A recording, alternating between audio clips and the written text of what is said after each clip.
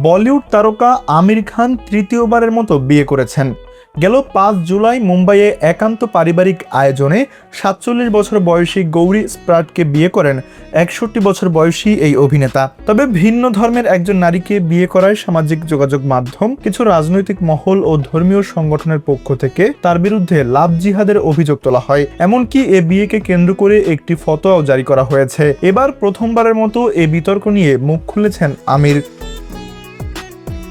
রেডিফকে দেওয়া এক সাক্ষাৎকারে তিনি বলেন, তাদের পরিবারে ভিন্ন ধর্মে বিয়ের ঘটনা নতুন নয়। তার ২ বোন হিন্দু পরিবারে বিয়ে করেছেন।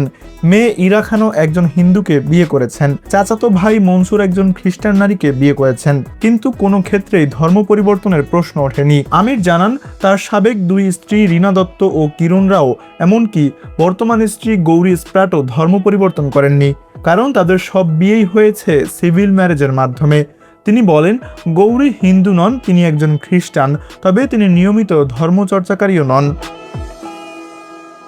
এদিকে মুসলিম পার্সোনাল দারুল ইফতার শাহীর প্রধান মুফতি মাওলানা ইব্রাহিম হুসাইন এ বিয়ের বিরোধিতা করে বলেন, ইসলাম ধর্ম গ্রহণ না করলে কোনো মুসলিম পুরুষ অমুসলিম নারীকে বিয়ে করতে পারেন না।